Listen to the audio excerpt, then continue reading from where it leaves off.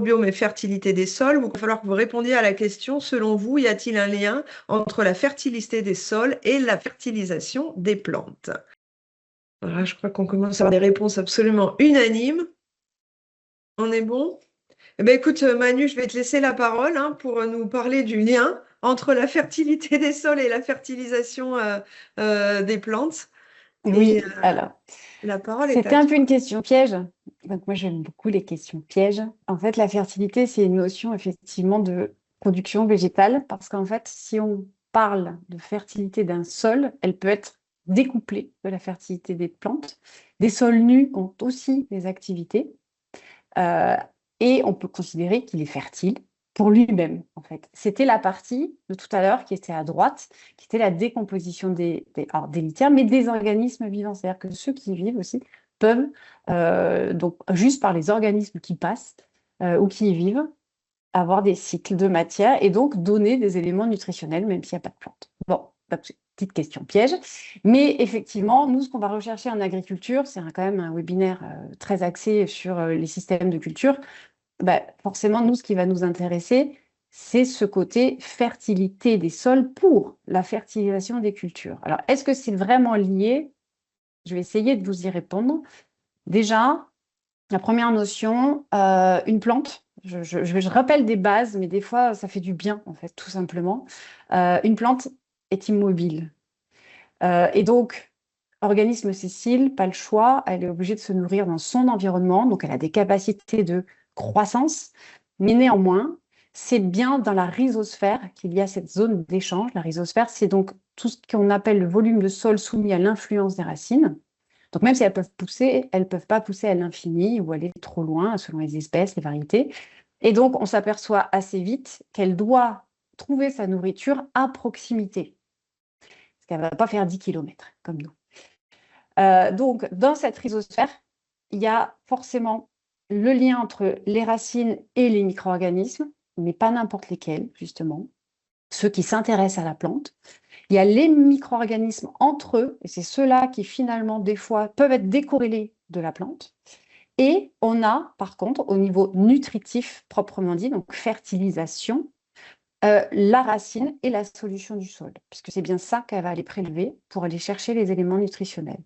Donc, il faut vraiment voir qu'il y a différents compartiments, et ces différents compartiments peuvent être traités différemment pour fertilisation, tout ce qui est éléments fertilisants, donc ces fameux engrais pour les plantes. Donc, si on poursuit, donc diapo suivante, voilà. Donc, il y a bien ces deux sources, ce que je vous disais aussi. Donc, la solution du sol. La solution du sol, c'est vraiment le réservoir nutritionnel pour les plantes. De deux manières. Et souvent aussi, on en oublie. On parle tellement des micro-organismes aujourd'hui qu'on a l'impression que tout n'est que micro-organismes et toute la fertilisation et les éléments nutritionnels sont mis à disposition par ces microbes. Alors, en partie vrai, c'est tous les processus biologiques qu'on a oubliés post-guerre. Mais ce qu'on oublie aussi, c'est qu'une grosse partie des éléments minéraux sont fournis par la roche-mère, par dégradation donc physique et chimique de la roche-mère. Et là, on n'est pas corrélé avec l'activité biologique. Elles sont concomitantes. Elles peuvent effectivement, par contre, être de manière beaucoup plus efficace ensemble. Si vous avez les deux types de processus, vous comprenez bien que là, les éléments nutritionnels sont beaucoup plus fournis. Donc, c'est là où ça devient vraiment intéressant, c'est-à-dire que on a oublié la partie droite du schéma avec ces processus biologiques dans le système de culture un peu hors sol des années 70. Par contre, il y avait quand même des processus physico-chimiques de la roche-mère qui remontaient. Ce qui manquait, c'était la matière organique. Et c'est là où je vous l'ai mis au centre, c'est-à-dire que si on veut capter ces éléments, tout ce qui est lessivage d'éléments, puisque, attention, solution du sol, c'est une solution aqueuse. Donc, on pouvait quand même avoir des éléments nutritionnels, même si on en rajoutait beaucoup au cas où, on engraissait les plantes, mais on oubliait que sans matière organique, elles ne pouvaient pas être captées et retenues dans le sol. Donc, voilà, c'est beaucoup plus complexe et finalement, il faut les deux typologies de mise à disposition des éléments nutritifs dans le sol. Et c'est bien ces deux typologies d'apport de nutriments qui vont aujourd'hui vraiment changer la donne. Et surtout, à l'heure où je vous parle, où on a un peu, je dirais, le stress des engrais en ce moment, avec ces hausses de prix, vous devez en entendre parler, finalement, c'est là où on se dit que les processus biologiques, effectivement, peuvent peut-être pallier et nous permettre d'être beaucoup moins dépendants des engrais. Et ça, c'est vraiment les systèmes vers lesquels il faut qu'on aille. C'est utiliser au maximum ou maximiser ces processus biologiques qu'on a oubliés. Donc, je vous parlais tout à l'heure du rhizosphère priming. Donc là, avant, c'était comment la solution du sol, en fait, était mise en place, ou en tout cas les éléments mis en place. Après, il y a un cycle qui se met en place. Et ce cycle, il est lié autour du carbone. Donc, il y a vraiment quelque chose de beaucoup plus large, c'est la plante, avec son cortège microbien à proximité des racines, qui lui permet effectivement de se nourrir. Alors, comment ça se passe? Alors, c'est vraiment un échange trophique cohérent. La plante, je vous ai dit, met des photosynthétas dans sa rhizosphère, donc le volume à côté de ses racines, pour les micro-organismes. Et ce qu'elle fait, c'est qu'elle amène des petites molécules carbonées, un tout petit peu d'azote, mais très peu. Le reste, ça va venir effectivement de la solution du sol ou des micro-organismes, on le verra plus tard. Et cette nutrition, par contre, elle est conditionnée aussi par les organismes entre eux. Et donc, c'est cet équilibre des organismes. Si vous avez que des organismes de nitrification, vous n'aurez pas de phosphore. Et ça aussi, c'est quelque chose qu'on oublie. C'est vrai qu'il faut vraiment tout type de micro-organismes pour avoir la diversité nutritionnelle dont a besoin la plante, parce qu'elle n'a pas besoin que de NPK. Et ça, c'est pareil. Aujourd'hui, on s'aperçoit qu'on manque de soufre dans nos cultures. C'est du magnésium aussi beaucoup, du bore. Donc, ce sont des éléments où il faut absolument que tout fonctionne, que ce soit de la roche-mère, mais aussi des micro-organismes. Et alors, donc, la plante va nourrir son cortège microbien en échange que lui travaille pour lui donner des éléments à proximité de ses racines. C'est un cycle vertueux. Après, il y a toujours ce côté antibiose qui est important. Et aussi, ce qui est oublié, c'est que, et ça en tant qu'immunologiste des plantes, ce qui est important à dire, c'est que la plante drive. Donc, c'est elle qui maîtrise son environnement avec ses métabolites secondaires. C'est quand même la meilleure arme, l'usine chimique, la plante. Et dans les racines, on voit toujours le côté positif métabolite primaire, donc rhizosphère priming et autres, mais elle est aussi capable d'assainir son environnement, si nécessaire, avec des composés chimiques. Et donc, c'est bien elle qui choisit si elle veut ces micro-organismes ou pas dans son environnement. Donc, il y a vraiment toute cette partie signalétique qu'on ne va pas développer aujourd'hui, mais qui est clairement à garder en tête, parce que cette partie signalétique, elle est liée à sa génétique. Et c'est aussi pour ça que tout est lié dans le système. Donc, en fait, ce cortège microbien, je parle vraiment on fait le focus microbiote aujourd'hui, et pas microbiome, sinon on parlerait de la chimie qui va avec. Mais donc, sur le cortège du microbiote, donc parmi ces micro-organismes du sol qui vivent dans les micro-agrégats, il y a quand même différents types de micro-organismes et on parle beaucoup aujourd'hui de tout ce qui va être très proche de la racine. Ah, là, voilà. Mais un peu moins de ceux qui sont libres. Et pourtant, dans les dégradeurs, c'est bien majoritairement les libres qui font le job. Et c'est aussi pourquoi il faut vraiment prendre en compte toute la vie au niveau du sol, parce que finalement, si vous n'avez que des organismes symbiotiques, donc qui ont besoin de la plante, là, on va être très limité en nutrition. Donc la fertilité des sols et la fertilité de la plante est totalement dépendante, mais on a besoin vraiment de tout ce cortège et toute cette diversité microbienne dans un sol pour avoir accès à tout type de nutriments et toute la fonctionnalité de la dégradation et de la mise à disposition des éléments nutritifs. Donc, on voit surtout 3 catégories. Les symbiotes, donc eux, ils sont totalement en lien avec la plante, ils ne peuvent pas vraiment vivre sans. Vous avez les mutualistes, eux, ils ont les deux rôle, c'est-à-dire à la fois capable d'interagir avec la plante, mais aussi d'avoir une partie libre et avec des fonctions dans le sol ou l'environnement, et les saprophytes qui, eux, sont totalement libres. Et c'est vrai que ces typologies de bactéries ou de champignons ont un gros avantage, c'est que on voit bien dans les litières forestières, vous avez beaucoup de dégradeurs, et ils sont tout à fait libres, en fait, et ils ne sont pas du tout associés aux racines des plantes. Donc, dans ces 3 catégories principales, on peut rajouter la 4e qui sont les pathogènes, mais finalement, les pathogènes, quand on regarde le côté phytopatho, ce sont des symbiotes. Ou des mutualistes d'ailleurs, puisqu'ils ont souvent une partie libre ou pas. Et en fait, il se juste que leur support de culture à eux, c'est les tissus végétaux vivants. Donc, on voit bien qu'il faut s'intéresser aux 3 catégories, symbiotes, mutualistes et saprophytes, quand on veut parler de fertilité des sols. Donc là, justement, un exemple, parce qu'on parle beaucoup de biosolutions, des biostimulants. Aujourd'hui, je pense qu'il y a beaucoup de choses qui sont confondues, parce qu'effectivement, la mise à disposition d'éléments dans un sol rentre dans ces catégories de produits, mais finalement, ce sont des organismes qui totalement libres. On a les exemples de Azotobacter ou Azospirillum, qui sont totalement libres. Et eux, ce sont des organismes qu'on appelle diazotrophes. Ils captent l'azote de l'air, un peu comme la plante prend le carbone de l'air, et ils sont capables de le mettre sous une forme accessible au niveau des sols ou de la plante, ensuite, que la plante peut prélever. Et effectivement, moi, j'appelle plutôt ça des biofertilisants. Ils convertissent donc de l'azote de l'air en un élément assimilable pour les plantes. Donc ça, c'est vrai qu'au niveau agricole, c'est assez intéressant, mais les sols en sont pourvus assez globalement.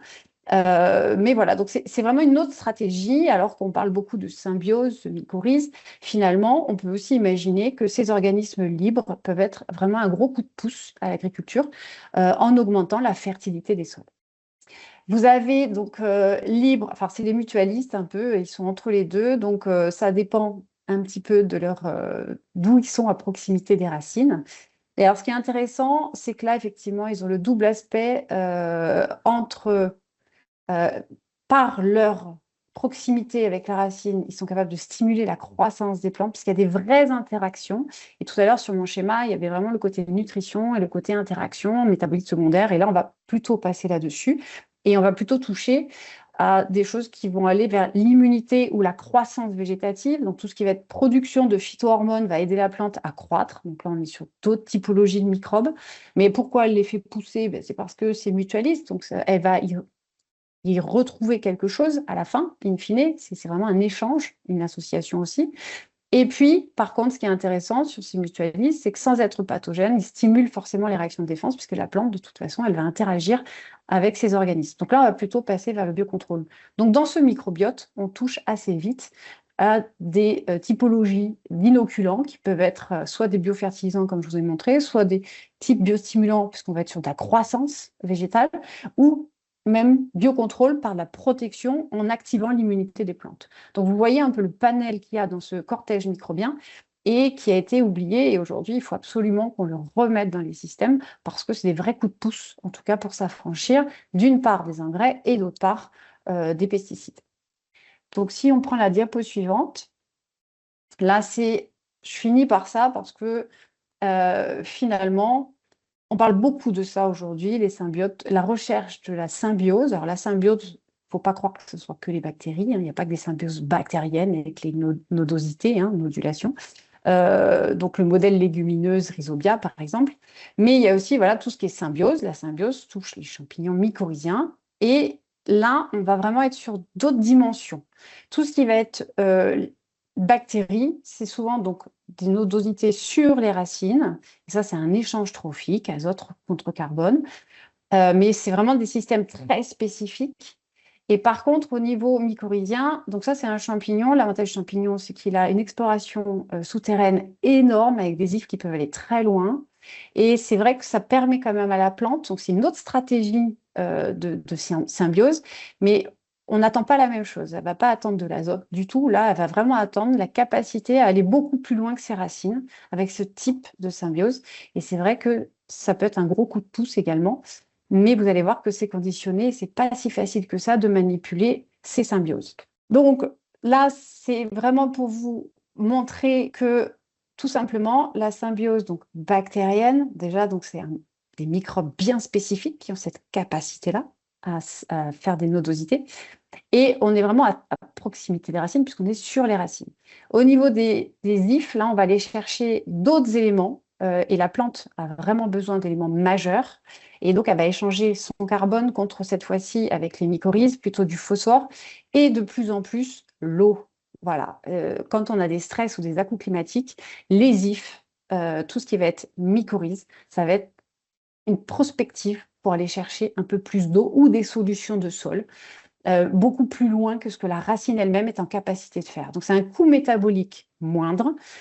Et c'est ce qui est un peu dommage aujourd'hui, enfin, moi je le vois sur le terrain et qui m'embête, c'est que tout ça, je vous l'ai mis en bleu au centre, c'est qu'en fait, c'est conditionné. Je vous l'ai laissé à plante qui est le maître de son environnement.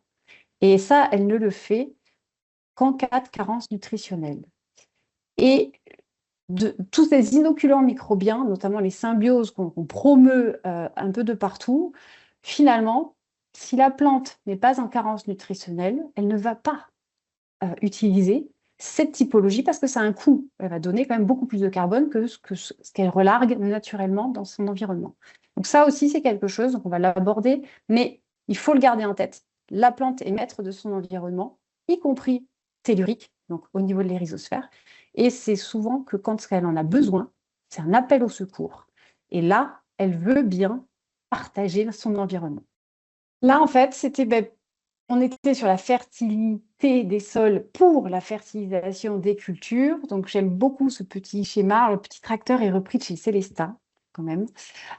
Pourquoi? En fait, ça récapitule un peu tout ce qu'on vient de dire. C'est-à-dire qu'aujourd'hui, voilà, ce compartiment sol a été le grand oublié. Pourtant, c'est le patrimoine de la production végétale. Les agriculteurs ne sont pas dupes. Ils ont pris conscience que c'était leur outil de production. Et ça, c'est quand même un gros plus, hein, et il était temps, je dirais, en 2026. Mais ça y est, on voit bien que peu importe ce qu'ils utilisent comme typologie d'agriculture, ils ont conscience que leur sol est leur outil de production. Et cet outil de production, finalement, c'est un habitat avec des habitants. Donc ça, c'est assez nouveau, ce fameux microbiote qui va accompagner leurs plantes que eux essayent en tout cas de cultiver au maximum pour obtenir des rendements. Mais c'est beaucoup plus compliqué effectivement puisqu'il y a l'habitat, sol, donc la structure, la texture, la roche-mère, les couches superficielles, donc tout ce qui va être apport de carbone, la matière organique au centre qui fait fonctionner vraiment tout ce système puisque c'est l'énergie et la nutrition. Mais attention, il y a différents types de matière organique. Et cette matière organique, je vous ai mis des engrenages, ça c'est le fonctionnement des habitants entre eux, donc la dégradation et leur coexistence. Et vous avez clairement de la matière organique, donc on peut classifier assez simplement, même si c'est plus compliqué que ça, mais entre libre et lié, et celle qui fait fonctionner le moteur du sol, que sont les micro-organismes et aussi les macro-organismes, c'est bien cette matière organique libre. C'est celle-ci qui est directement utilisable par les micro-organismes. Donc, retenez bien que c'est beaucoup plus complexe. Oui, il y a un lien entre fertilité des sols et fertilisation des cultures, mais l'un est beaucoup plus complexe. Tous les éléments ne sont pas de la même quantité et le travail est vraiment différent selon le type de sol. Donc, je pense qu'on a répondu à la question. Il y a un lien, mais il n'est pas si clair. Et finalement, c'est vraiment la complexité du système sol qu'il faut aujourd'hui prendre en compte.